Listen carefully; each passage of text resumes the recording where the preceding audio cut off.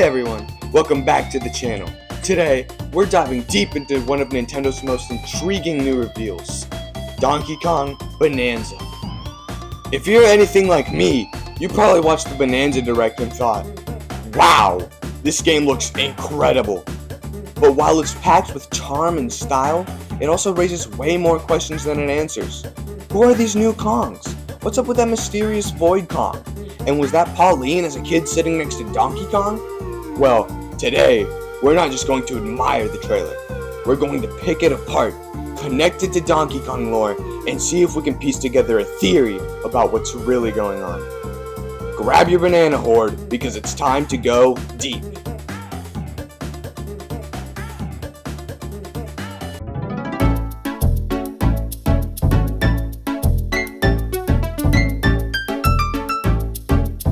Let's start with the most eye-catching moment of the Direct.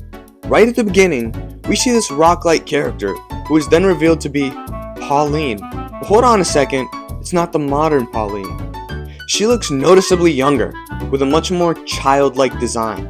Now, it wouldn't be shocking if this is the same Pauline we know from Super Mario Odyssey or the classic Donkey Kong arcade game. After all, she has the same color scheme, red dress, dark hair, and they even highlight that she loves singing, which is consistent with her current portrayal as New Donk City's mayor and singer. So let's assume for a second that this is Pauline, just younger. That immediately raises a huge question. Why is Donkey Kong sitting next to a child Pauline? Because, in Donkey Kong canon, the Donkey Kong who kidnapped Pauline in the original 1981 arcade game is not the same Donkey Kong we play as in the modern games.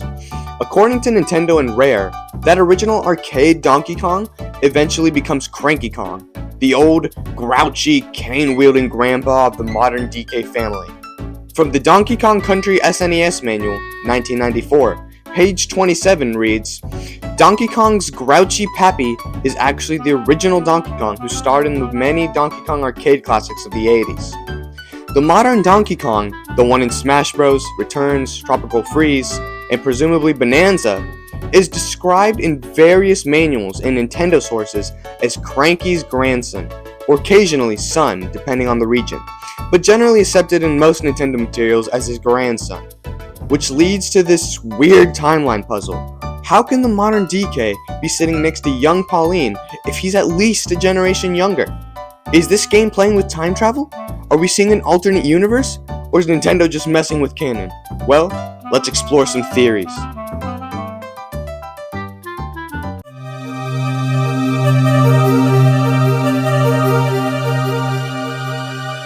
Next, let's talk about the Kongs themselves. The Donkey Kong series has always had a pretty loose family tree. There's the iconic DK crew, Donkey, Diddy, Dixie, Cranky, Funky, Candy, Tiny, Lanky, Chunky, the list goes on. They're all technically Kongs, but Nintendo's official materials have sometimes been contradictory about how exactly they're all related. But there is one consistent point. Cranky Kong is the original DK from the arcade. Rare's Donkey Kong Country intro even reinforces this, with Cranky playing on an old gramophone in front of those classic red girders, before modern DK smashes in, showing the generational change. Now, Bananza adds even more Kongs. Grumpy Kong, Void Kong, and Poppy Kong. And these new characters sound like family members, or at least the Kong clan. But here's the thing, even in the older games, not all Kongs were friendly. Take Manky Kong in the original DKC. He literally hurls barrels at you, so the idea of antagonistic Kongs is nothing new. Nintendo has always had fun with that dynamic. It's totally plausible that Grumpy, Poppy, and Void Kong are relatives or exiles from the family. But Void Kong in particular stands out, and we'll get into why in a moment.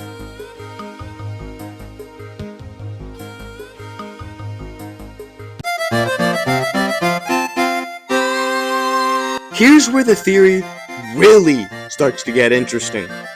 If this is Child Pauline in the same scene as modern Donkey Kong, that's just some kind of timeline crossover. And in the Donkey Kong universe, wacky inventions aren't exactly new. Remember Donkey Kong 64? King K. Rool's henchmen built the Blastomatic, a satellite-powered death laser to blow up DK Isle. They also built teleport pads, giant mechanical crocodiles, you name it. So the idea of them building a time machine isn't actually that crazy. Even in Mario games, time travel exists. Mario's time machine may not be considered mainline canon by everyone, but Nintendo licensed it, and in Super Mario 64, Mario travels through paintings to other worlds. Egad in Luigi's Mansion literally built a device called the Pixelator that converts Luigi into data. He's canonically a genius inventor who could possibly design a time machine. So, if the Kong world has advanced tech, and the Mario universe does too, a time travel device or portal is at least a reasonable explanation for how modern DK and Child Pauline could be side by side. Now, let's talk about King K. Rool. He's absent from the Bananza trailers, not even a silhouette. Suspicious, right? Well, that leads to one of the most popular theories online, that Void Kong is actually King K. Rool in disguise.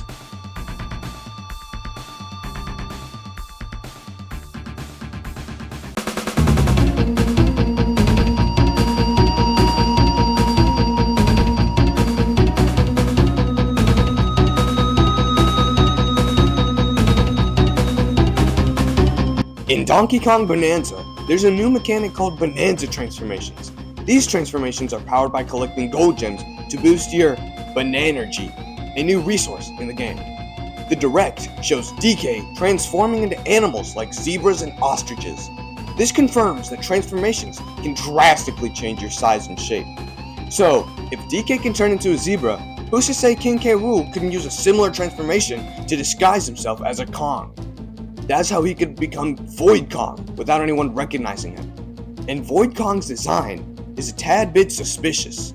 He has what looks like a fake gold-plated aesthetic, like he's overcompensating. He's even wearing a cape with a red interior. Sound familiar? King K. Rool's classic look includes a red cape. Even the naming is odd. Grumpy and Poppy follow the typical Kong naming convention, ending in an E sound, like Cranky, Diddy, and Dixie. But Void doesn't. It breaks the pattern entirely, suggesting he's an imposter.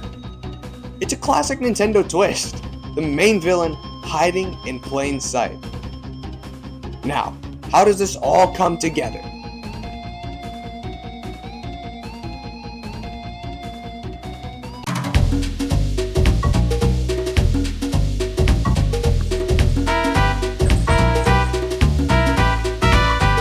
So what does this all add up to? Here's one possible story. King K. Rool discovers or steals a time machine, maybe one built by his minions, maybe even stolen from Egad. He travels back in time to kidnap Pauline while she's a child, to destabilize the timeline, or maybe to use her musical power for its own scheme. Meanwhile, modern Donkey Kong pursues him through time, but in order to fight on even ground, K. Rool uses a Bananza transformation to become Void Kong, a powerful but unrecognizable form that allows him to infiltrate the Kong clan and avoid detection. That would explain Child Pauline and modern DK in the same scene. It would also explain why K. Rool doesn't appear in any trailers, because he's hiding right in front of us. Of course, that's just a theory, but it's one that lines up with Donkey Kong history, with Nintendo's love of twist villains, and with the new gameplay systems in Bananza. But what do you think? Is Void Kong actually King K. Rool in disguise? Is there a time travel plot brewing in Donkey Kong Bananza? Or is Nintendo going to surprise us with something completely different? Let me know your theories in the comments below. And if you enjoyed this deep dive, be sure to like, subscribe, and hit the bell for more Nintendo analysis, theories, and news. Thanks for watching, and keep on swinging. Blue Diddy out!